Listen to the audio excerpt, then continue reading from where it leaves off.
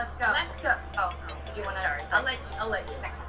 I'm excited and I feel relaxed and I'm ready to party.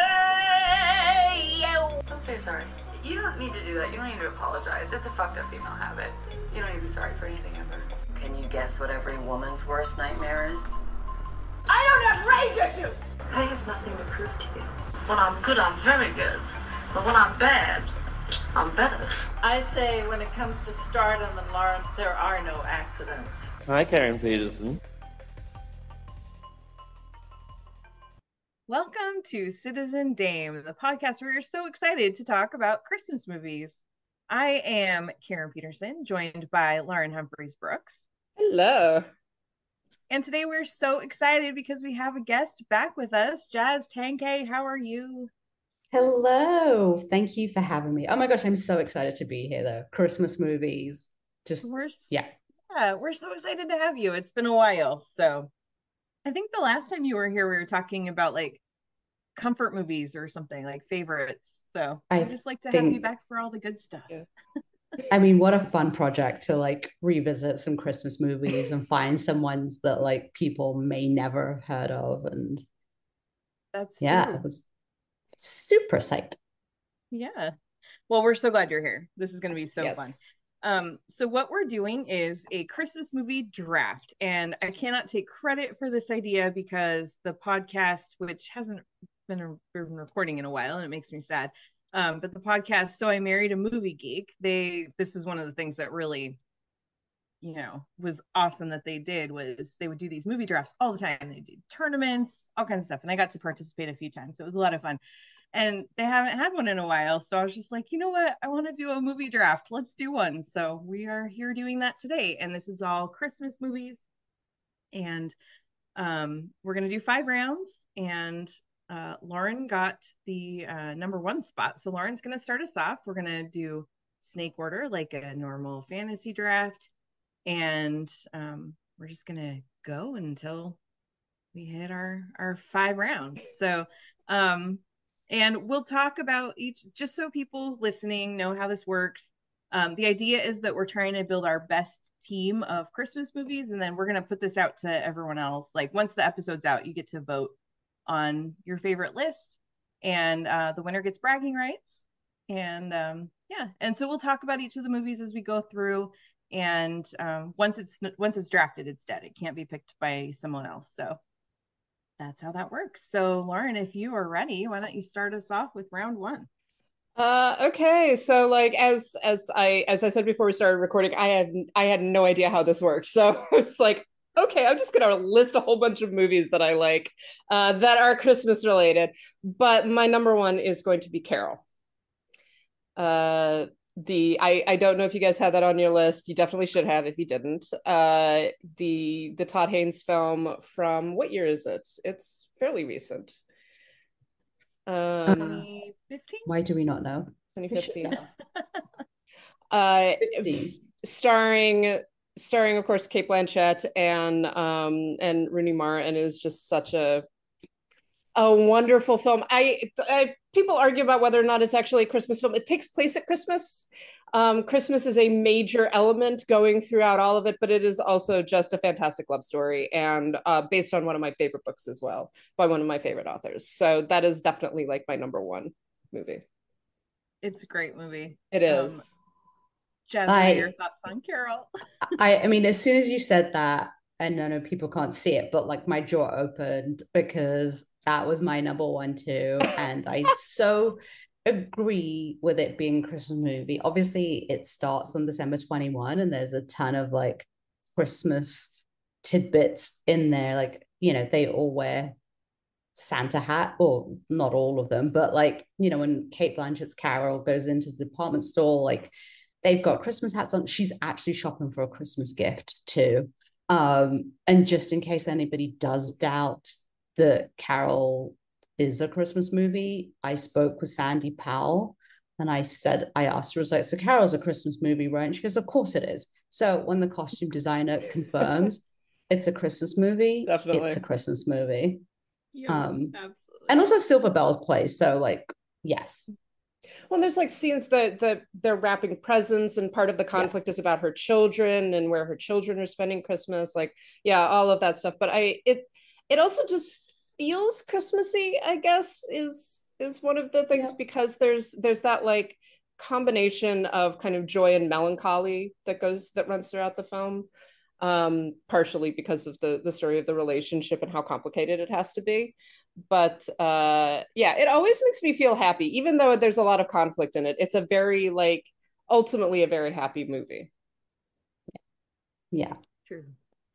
Well, my number one is Elf.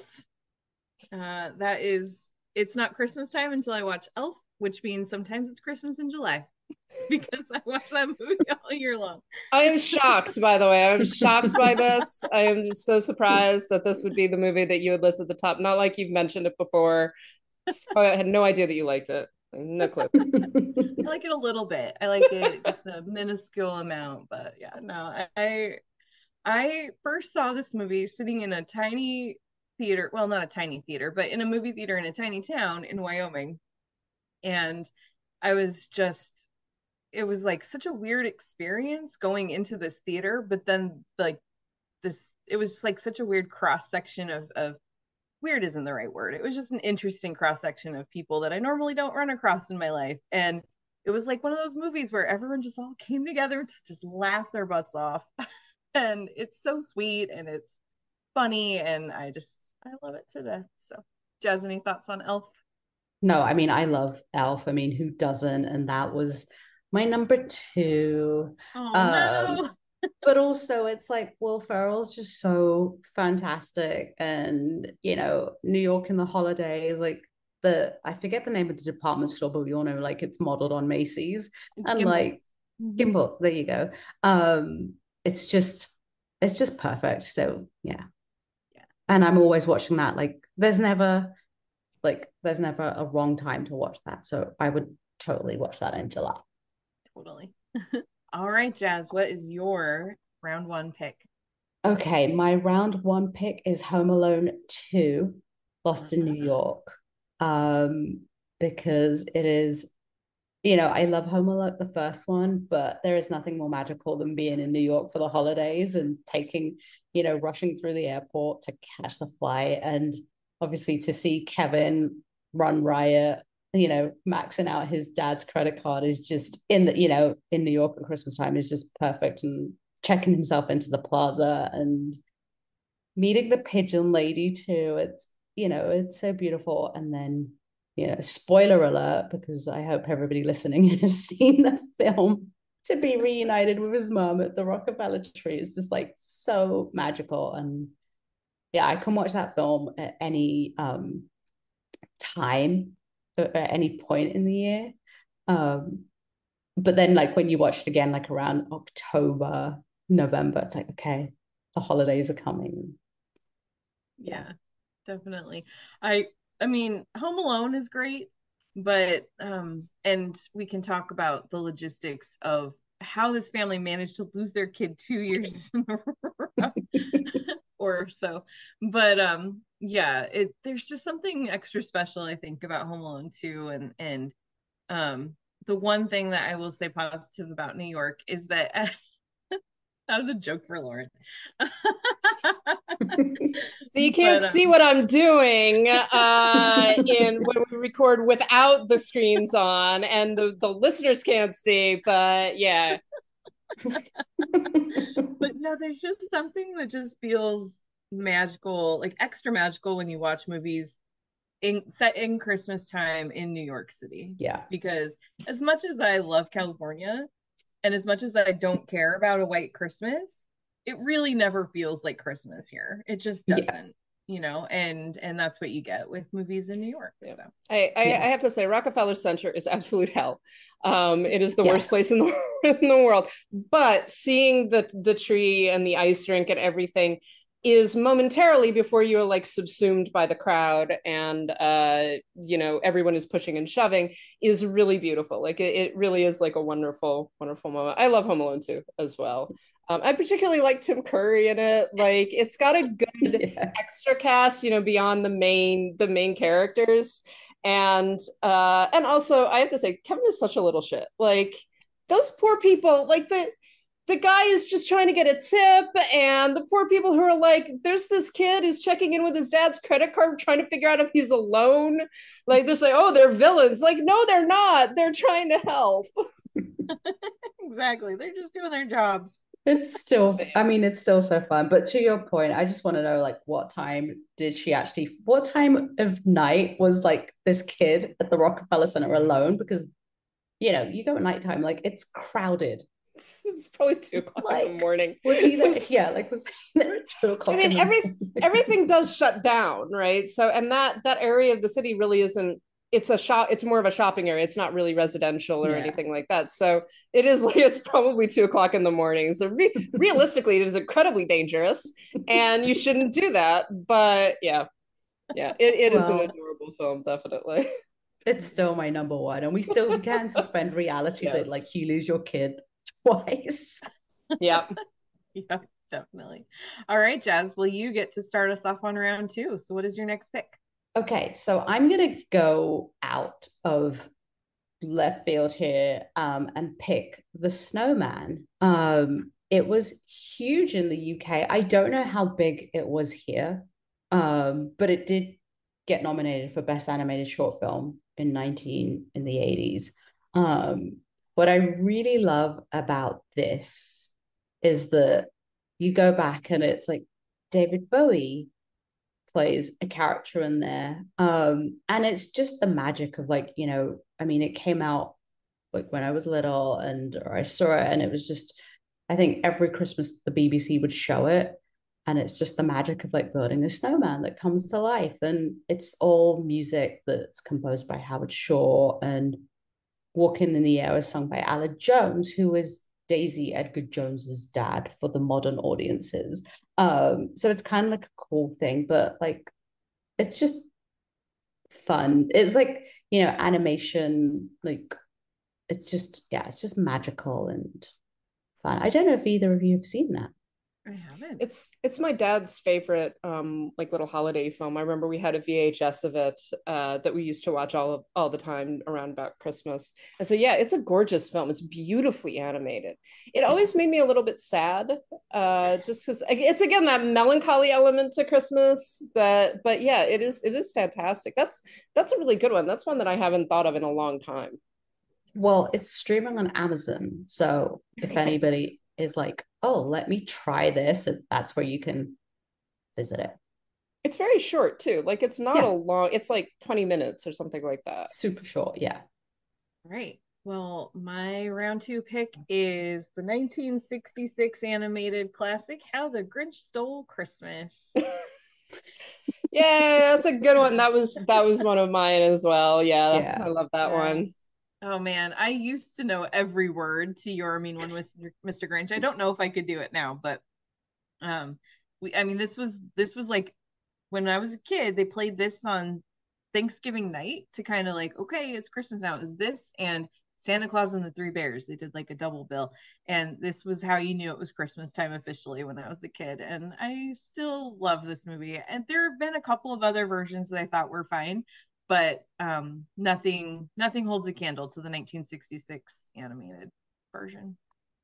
I think everybody loves that one. Like, yeah.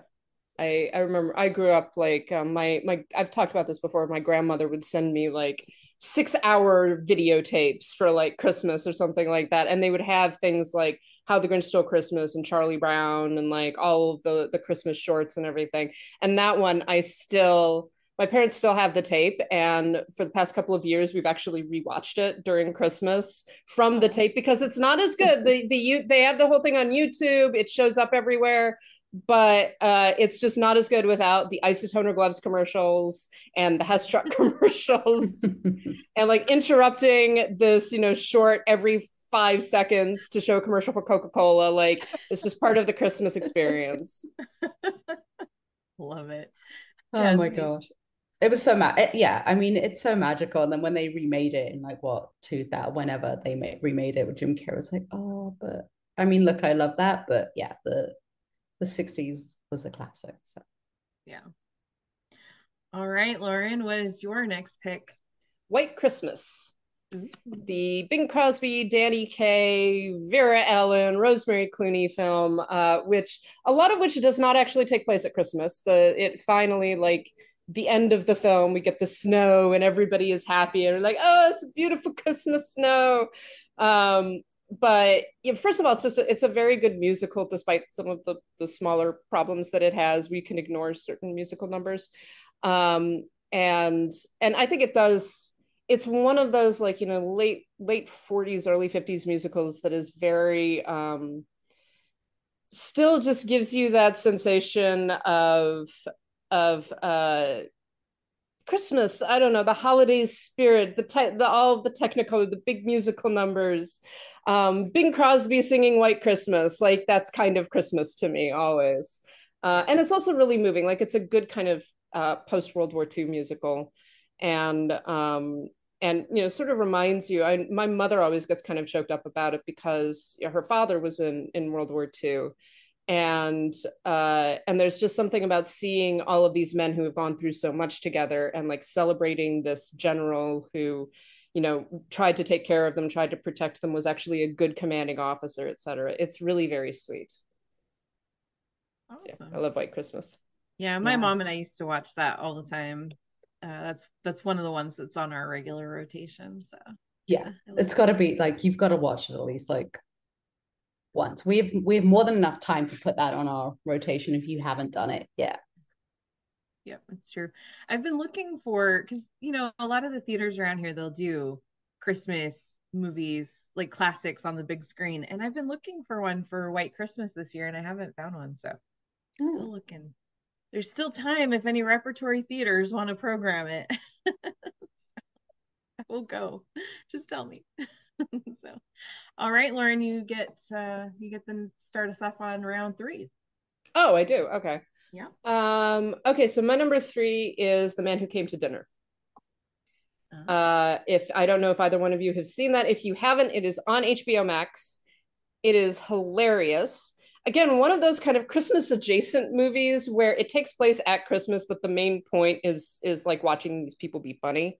And it stars Betty Davis, Monty Woolley, Billy Burke, Jimmy Durante, Ann Sheridan, like, and basically the whole story is that Monty Woolley plays a newspaper critic and kind of witty critics, right?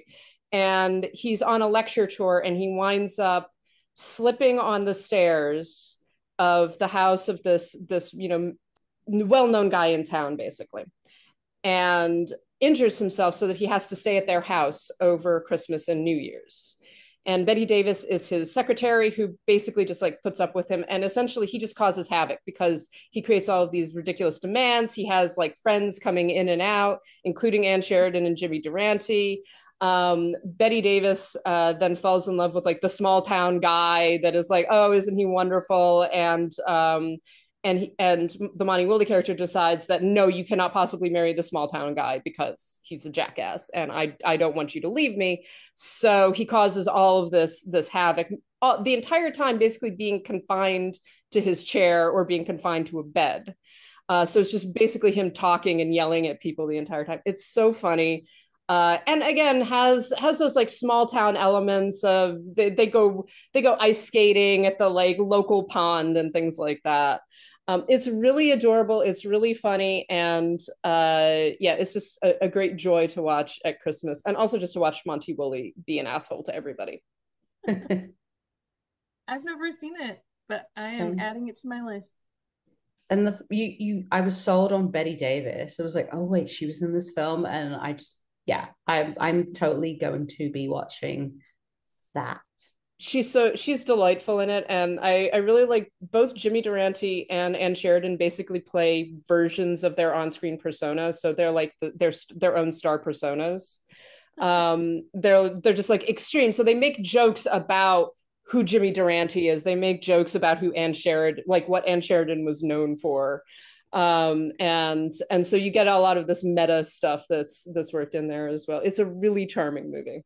That sounds so fun. We're here for it. Yeah. All right, my next pick This is getting tough because now I'm realizing how many movies I'm not going to have time to put on my list, and I'm really sad. So it's like, oh no, what do I do next? Okay, so I love A Christmas, the Charles Dickens's Christmas Carol, the book. I love it. And the very best adaptation of it ever. I don't care if anybody argues with me, you're wrong. It is Muppet Christmas Carol, and that is my next pick. You know what? I know you're just like, I'm just gonna say this. I don't care what you say. It's true though. I mean, yeah. I was waiting. I was like, oh my gosh, which way is she gonna go? Which way is she gonna go? Right. And every version runs through your head. And as soon as you said Muppet, like I just did a fist pump because yeah. Anyway, carry on. Yeah, no, it's so funny because I actually had seen this many times before I ever read the book.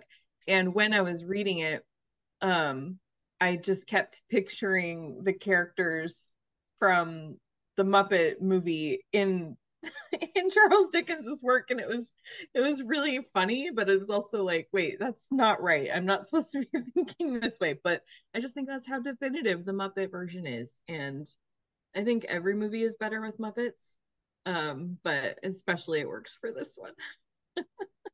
Michael Caine is so dedicated. Part of what makes it good is Michael Caine too. He is so these are not puppets. These are not anthropomorphized animals or anything. These are my employees, and he relates to them exactly like they are other actors, and that makes it work. He dedicates himself to the bit. Like it's great. It is, yeah. No, it's the perfect festive film, and I think it is clearly like the best adaptation ever done. I don't think you can ever top that, and I think they should remake every movie with the Muppets and just yeah. When they say who should be the next James Bond, Kermit. I mean, he'd be great. And now I want to watch Muppet Christmas Carol because yeah, I know, you can never go wrong with that one. I'm just looking to see if it's streaming somewhere because I Disney actually Plus. haven't watched it this year. I was thinking it probably would be, so there it's you go. Streaming watch on it on Disney. And I think that they've also restored. There's a song that was usually cut out of the video and theatrical releases. There's like it's Michael Caine and the woman who plays his like the young version of the woman that he was in love with. And there's an entire song that they had that is like cut out of the video releases, and they've restored it, I think, on the Disney Plus version. Oh, yeah, cool. It's streaming on Disney Plus. I just pulled it up and it's there. Perfect. There you go. Watch it this week. All right, Jazz, what is your round 3 pick? Oh my gosh. Okay. My round 3 pick is the 1983 classic A Christmas Story. Nice. I had never seen it until 2014. I don't think it was a British thing. Like, okay, isn't it TNT that shows it on like a loop on Christmas Day? Yeah, TNT and TBS. Right. So I'd never seen it. It's Jen, my wife's favorite movie. She introduced me to it. And I was like, I fell in love with it. And now I watch it every Christmas because it's so funny. Just the triple dog dare, that scene alone had me in hysterics. I honestly, the first time I watched it, I was like laughing like a little kid. And then I loved it so much that there was a Broadway, not quite Broadway, but it played at Madison Square Garden. And it was my first time at Madison Square Gardens too, because I bought us tickets to see A Christmas Story at Madison Square Gardens. And it's just, I mean, it's fun and, it's just a classic. So it really is. It's I think one of the things that I love so much about it is that it really does capture kind of this time in your life when you're just on the cusp of no longer being a child at Christmas, like, because Ralphie's, just on the verge. But it being told, like, him as an adult reliving this experience, and it just every year it conjures up these memories of like Christmases past for me, and I love it, and it's one of the most quotable Christmas movies. It just Daddy's gonna kill Ralphie is one I say a lot, actually. Yeah. Lauren, any thoughts? This is actually one that I don't like that much. I kind of thought maybe there are a couple, well, and I think I came to it a little bit. I came to it very, very late. It was just never a part of the Christmas rotation in my house, and so I never saw it. And so the first time I saw it was actually just a couple years ago, and I just didn't find it funny. Like I was like, this isn't fun. This is mean. Like that. That was just my reaction to it, and I appreciate that I am very much in the minority on that. Yeah. So I will say though, sorry. Yeah, go on. Well, I was just gonna say, to your point, the first time I watched it, I didn't really understand what all the fuss was about either. I was just like, eh.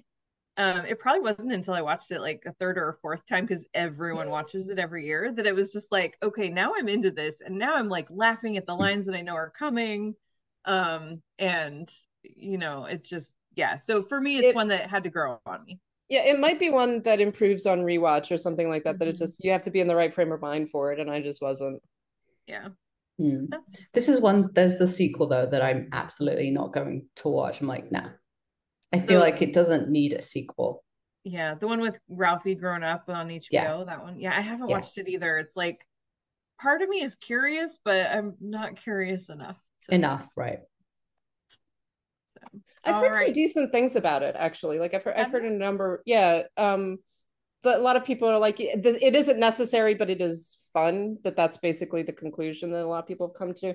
But that's just like totally anecdotal. That's just what I've heard. Okay.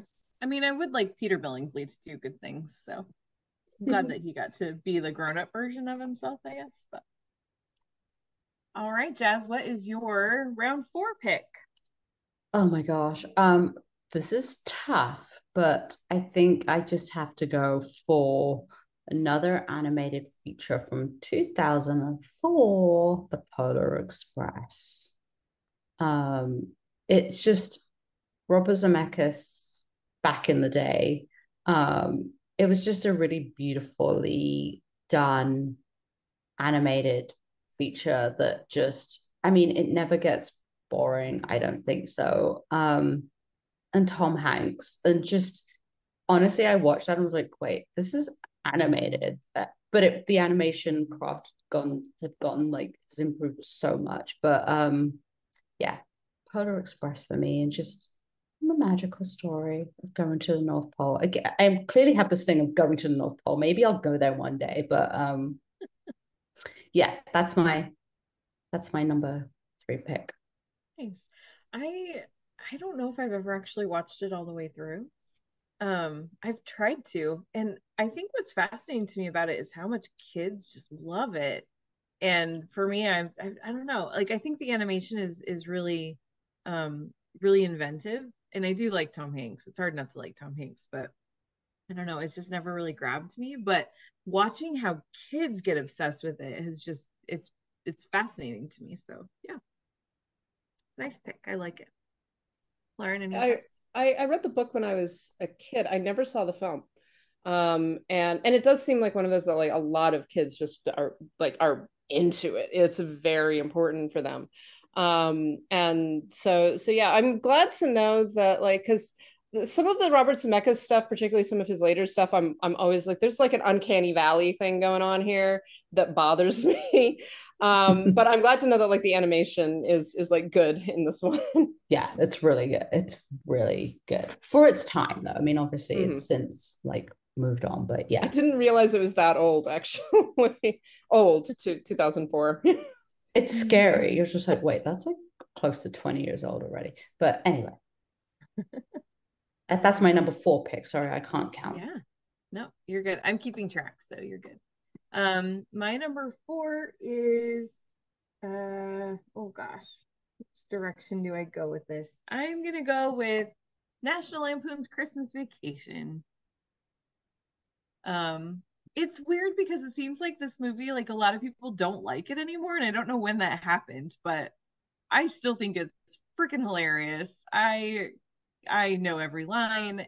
It's just one of those movies that I love. I mean, Chevy Chase, obviously, we don't need to talk about his off-screen stuff, but I love how he's just this dad who is so obsessed with wanting to like get everything right in life, whether it's a vacation or Christmas or whatever, and everything just kind of is always against him, and he just has to work through it. And I think Christmas Vacation is one of those, and it's like all these things, the families come, the in-laws, you've just got chaos, and the Christmas lights aren't working, and it's just in the end none of that matters. It's all about just Christmas with your family. And also I love when Eddie goes and gets his boss and wraps him in tinsel and a bow as his Christmas present. I just love this movie so much. It has been a really long time since I've seen that movie, and so I feel like I can't comment on it. But I think I mean, I remember being entertained by it, but not like having a major connection to it or anything. I think Chevy Chase is difficult sometimes. You can you either like his on-screen persona or you don't. And sometimes he can be a little bit off-putting, and sometimes he can be really charming and really likable. And so it's like very much about how you feel about him. Definitely. Yeah. No, I love it. I mean, I haven't seen it in a long time, but isn't this one where there's something in the Christmas tree at the end of it all? Yes. And I just remember that scene. Yeah, exactly. And it's just hilarious. And the turkey scene too. I mean, yeah, it's the yuppie neighbors who just are totally over this crazy guy that lives next door. I just love it. Yeah. I love that pick. Thank you. All right, Lauren, what is your number 4 pick? My number 4 pick is The Shop Around the Corner, directed by Ernst Lubitsch, and again, most famously remade as You've Got Mail, in a combination of, oh, this is really sweet, and also I am deeply uncomfortable with this movie. But The Shop Around the Corner is actually a really beautiful film, really well made. It all takes place around the holiday season, basically. And it ends particularly, I think, 2 weeks, the major like Christmas period, and then it ends on Christmas Eve. And it just focuses on all of these characters working at this small, basically department store in I think it's in Budapest, actually. And their relationships with each other, and the main kind of the romance part is Jimmy Stewart and Jimmy Stewart and Margaret Sullivan, who are kind of warring identities. Basically, he's a major salesman and she's like a new hire, and they're like constantly fighting with each other.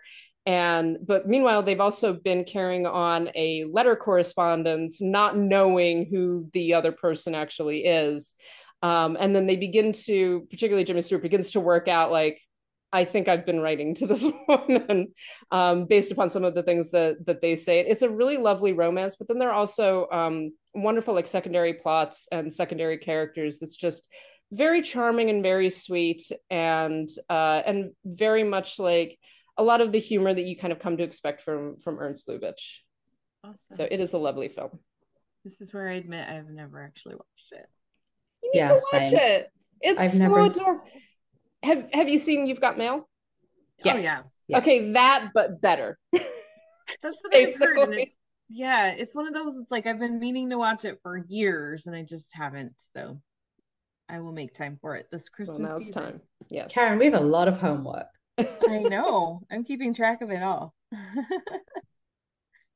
Awesome. Thank you. Okay, Lauren. So let's now we move on to round 5. So why don't you start us off with your round 5 pick?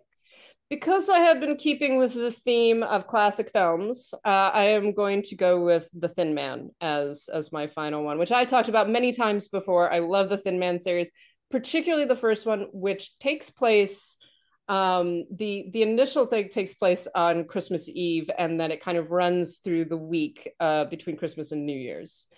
And it is just charming as hell. William Powell and Myrna Loy being drunk and disorderly together, solving a mystery. For whatever reason, I always associate whodunits with Christmas, partially because my family will often watch like Poirot and things like that during the Christmas season. And The Thin Man is just, it has that that nice balance between like an actual mystery and just watching charming people being charming together. So I love it. Yeah. Nice. I've seen the first one. I forgot that it takes place around Christmas time. So there's a whole thing where like they give each other Christmas gifts and he's shooting ornaments off of the tree with a pop gun, and she's talking about all of the things that she's going to bring back to the department store. see, it's been too long. I need to watch that one again just because it's been too long and I don't remember that. I don't know why I don't remember. I remember like the whodunit part of it. So I believe that all of the Thin Man films are on HBO Max right now. I So think that's true. they can all be watched. And the second one takes place on New Year's, actually. So it's a good, and in fact, last year, my family watched it on New Year's. That was like our New Year's Eve movie. Nice. Okay. All right. For my final pick, there's so many different directions I can go with this. And there are like 4 movies that are fighting in my head about which one gets to be picked. I'm going to go with the 2006 Nancy Meyers delightful rom-com, The Holiday, with Kate Winslet, Jude Law, Cameron Diaz, and Jack Black. I just I find this movie so sweet. Yes, it's completely 100% predictable. There's really not a lot of surprises to it, but it's delightful. And like Jude Law puts a napkin on his head and calls himself Mr. Napkin Head for his 2 perfectly beautiful, cute little daughters. And like everything about this movie, it's a little cheesy, but it's super charming. And I'm so happy that even though it didn't get a great reception when it first came out, people have kind of come around to, you know what, this is just such a cozy, nice movie at Christmas time, and I love it. I love that. I haven't seen it. You haven't? I haven't seen it. Well, now you have homework. It has been on my list for years, and literally every time the season comes around I'm like, I'm gonna watch The Holiday, and then it's not on like a streaming channel that I have, or it's not available, or I forget about it or whatever. So yeah, I still have not seen it. I feel very behind the times. Yeah, it is available on TV, so if you have a cable I don't connection. have TV. No. Who's Do your TV? parents, are you going home for Christmas? My parents don't have TV. Like, we've got like 50,000 streaming channels. Well, there you go. All right. Oh my gosh. Yeah, no, I love The Holiday, and that was going to be I mean, like you, there's like so many ways to go, and yeah, The Holiday is the perfect Christmas movie. Yeah. I want to live in Kate Winslet's perfect little cottage just outside of London. It's so cute. I just want to live in a Nancy Meyers film.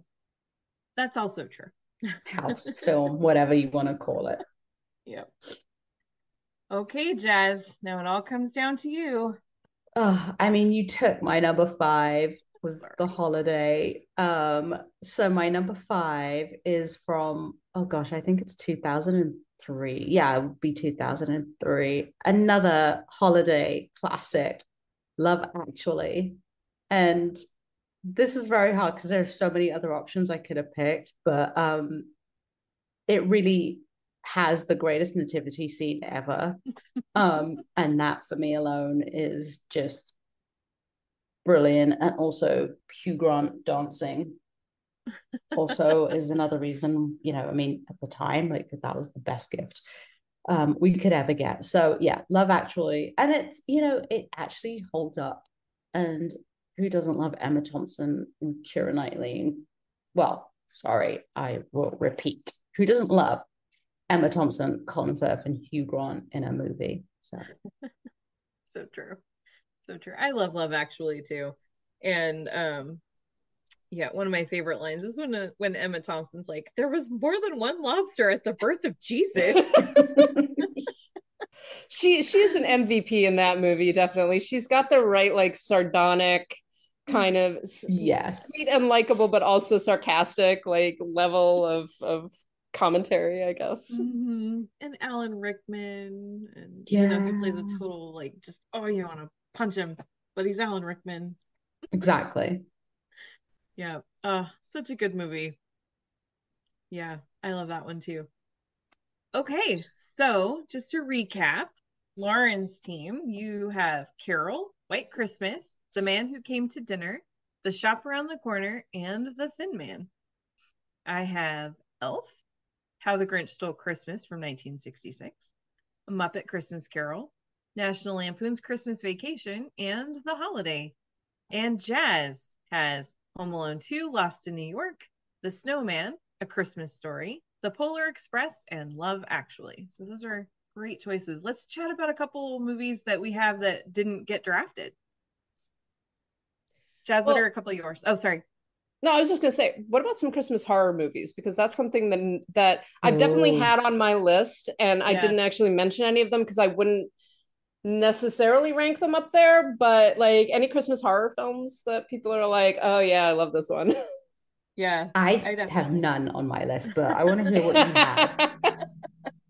I had Krampus, both two versions of Black Christmas, the 1974 and the 2019. Yeah.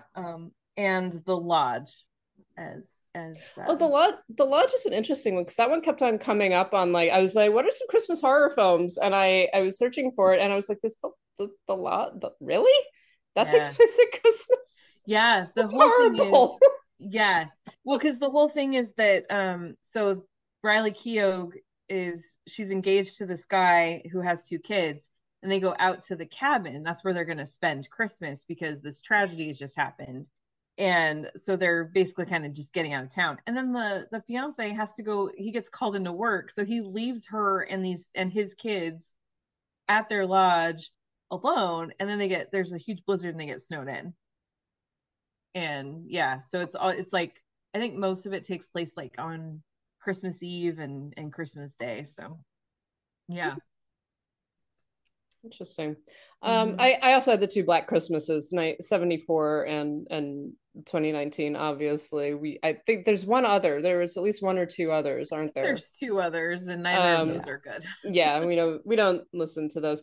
But one of the ones was Gremlins, which we talked about last week. And the other one is one that I think actually several years ago, one of my old roommates actually was like, oh, we're gonna watch this. I'm like, what the fuck is this? And it was actually very entertaining. Is a film called A Christmas Horror Story from 2015. It's a Canadian like horror anthology kind of thing where it's all connected. It's everything happens on I think Christmas Eve, and it's all connected by William Shatner, who plays a radio DJ. Who's like playing music, and then there are like these 4 different kind of horror stories that occur on Christmas. And I think the final one is like this battle between Santa Claus and Krampus. And it's actually very entertaining. Like I was amazed at how much I enjoyed it. It's one of those that some different stories are more entertaining than others, but it's actually something to watch. It was on Netflix. I don't know if it still is, but it is available on AMC Plus and Shudder and Hoopla. There you go. Yeah, it's very entertaining. Like I do recommend people watching it. It's not like I don't think it's as good as Krampus or Trick or Treat, which is very similar in a lot of ways, but it's a fun watch, definitely. Cool. All right, Jess, what are a couple of movies on your list that we didn't get to?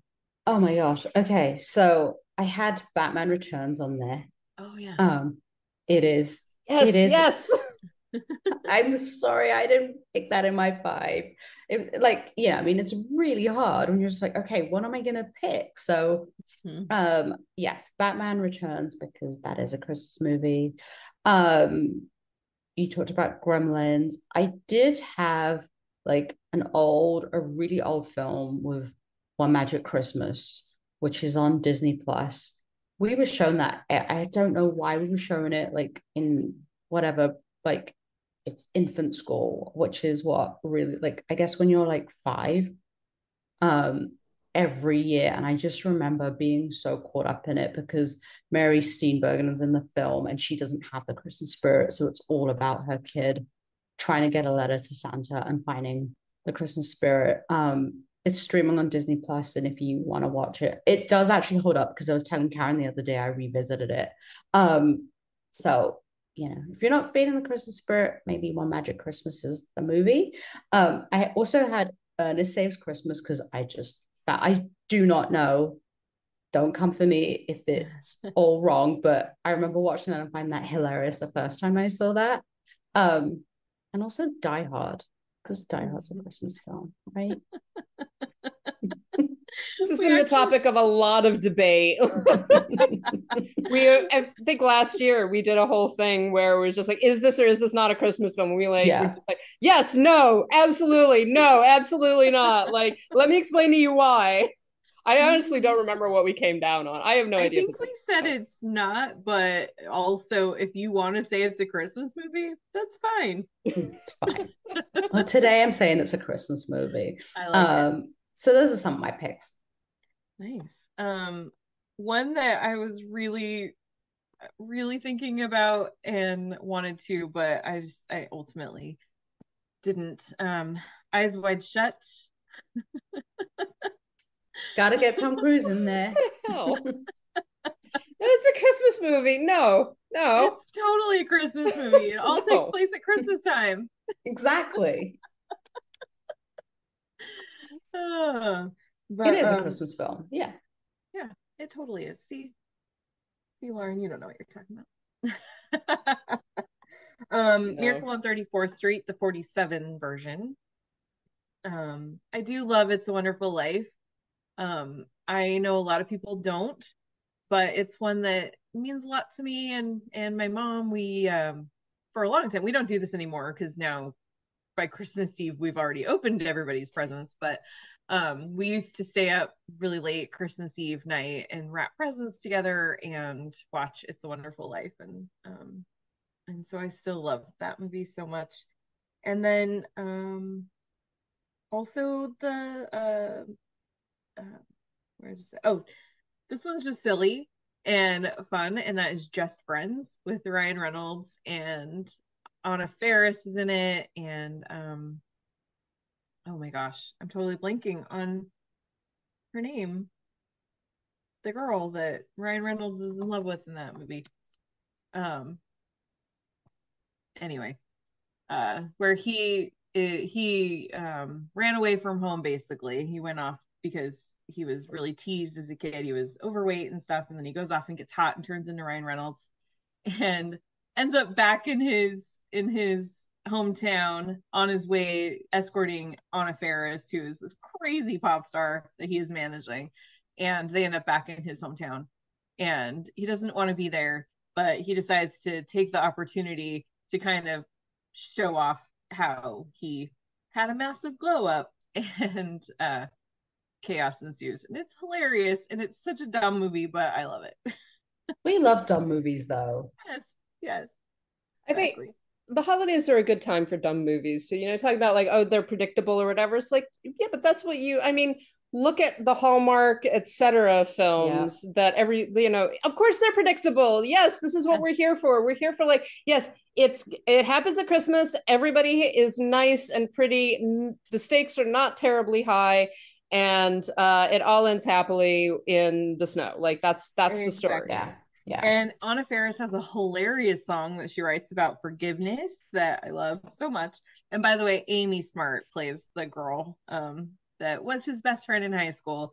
And and then Julie Haggerty plays Ryan Reynolds' mom, and she is so funny. That sold me right there. Like, yeah, exactly. We're sold. So it's so good. And it is, let me see, it's streaming on Peacock. So there you go.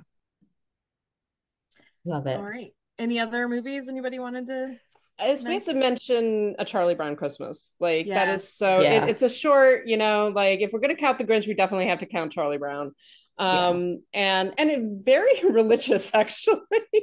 I always forget whenever I watch it. I'm just like, oh yeah, there's like a whole thing where Linus like talks about the origins of Christmas and things like that. It's like, oh, this is actually an incredibly religious film. Like, I don't know. Didn't you read part of Luke 2 from the Bible? Yeah, the Christmas story. Like there's the whole scene with Linus on stage and everything. But it is just a very sweet, film, and such a typical classic little short that does kind of make you feel like, oh, it's Christmas with a Christmas tree, and everybody is like standing in the snow singing. So good. Awesome. Any others? I always have to shout out Rare Exports, the Finnish evil Santa Claus movie that was on Amazon Prime. It pops, I think it's also on Shudder actually. It pops up everywhere. It is like so good, funny, really, really dark, like very Scandinavian kind of humor, but really entertaining, and is basically like, actually Santa Claus is, a really evil and bad, and we're gonna have to kill Santa Claus. Yeah, it's great. God. It's that dark humor. I love it so much. It is streaming on Hulu, Hoopla, Tubi, and Canopy. Okay, great. So it's very available. Of places to watch it. I think that's one that in the last couple of years has really grown in popularity. So it's like everyone's just kind of searching it out now, and it's worth it. Totally watch it. Yeah, for sure. Yeah. Awesome. Okay. Well, I think that's going to wrap things up for this. This has been so much fun. I hope you guys have had as much fun as I have, because this has been great. I had so much fun. Once I understood. Yeah. It's not as hard as we thought, right? Yeah. And now you get it, and now we can maybe do this again sometime. So definitely. Yeah. And it's more fun when you have more people too, because then you talk about a lot more movies, and then everyone's stealing each other's movies and stuff. And so so anyway, but yeah, thank you guys so much. We would like to thank all of our listeners for joining us. These lists we're going to put this out online, so you can vote for which of us had your favorite Christmas movie team. But we want to thank everyone that listens all year long, and we especially would like to thank our patrons for supporting us and helping keep the show going. They are Ali, Brian, Connor, Estefania, Heather, James, Kathleen, Carriata, Matt, Michelle, Monty, Nanina, Robert, Steve, Sharon, Tao, and Will. If you would like to join them and become a patron yourself, you can go to patreon.com/CitizenDame and join. We also have our Zazzle store, zazzle.com/CitizenDamePod, and Ko-Fi, ko-fi.com/CitizenDame. If you'd like to just find our other work, we do have our website, CitizenDamePod.com, where we have the Citizen Dame 5 is back? ? I'm not as consistent with it as I thought I was going to be a few weeks ago, but we're getting there. There was one this week. We'll have another one next week. So we're doing this. That is CitizenDamePod.com. You can also email us if you'd like to reach out. We are CitizenDamePod@gmail.com, and you can find us on all the socials. On Twitter and Instagram, we're Citizen Dame Pod. On Mastodon, which we haven't really started using yet, but we're there, and you can follow us. That's at Citizen Dame Pod at mastodon.social. And of course, you can find our letterboxd at Citizen Dame. And there we keep track of all the movies that we talk about on the podcast. We have lists for each month, so you can check it out and see what we've been talking about. And also we have lots of other lists of different great films directed by women, written by women. We're working on more of those, so find us there. You can also reach out to us individually. So Jazz, where can people find you if they would like to do that? I'm going to start with Instagram. You can find me on there. I'm at JazzT21. I am on Twitter, just JazzT. I am on Mastodon, but I have no idea what my username is. So it's probably Jazz or JazzT or JazzT21. But yes, or you can find my artisans section on variety.com under artisans. Yeah. And Lauren, where are you? I am on all of the socials at LH Business. I am the only LH Business as far as I've been able to. Yep. And I have made a lot of other Karen M. Petersons mad by just snatching up at Karen M. Peterson on all the places. So, but I'm most active on Twitter, Instagram, and Letterboxd. So, yeah. All right. Well, thank you all so much. Thank you again, Jazz, for being here. It was so great to have you Yes, thank here. you. Thank you for having me. Let's do this again for sure. Let's do Yeah. it. Maybe romantic movies for Valentine's Day. I love it. We'll do it. That sounds good. Let's do it. Awesome. Well, thank you so much. And thank you all for listening. And we'll catch you next time. Bye.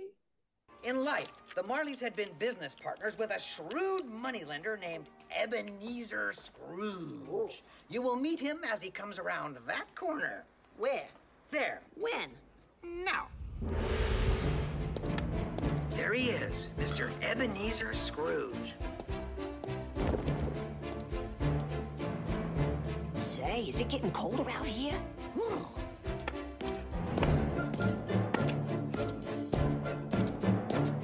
When a cold wind blows, it chills you to the bone. But there's nothing in nature that freezes your heart like years of being alone. It paints you with indifference like a lady paints with rouge. And the worst of the worst, the most hated and cursed, is the one that we call Scrooge. Unkind as any, and the wrath of many. This is Ebenezer Scrooge. Oh, there goes Mr. Humbug. There goes Mr. Grim. If they gave a prize for being mean, the winner would be him. Old Scrooge, he loves his money 'cause he thinks it gives him power. If he became a flavor, you can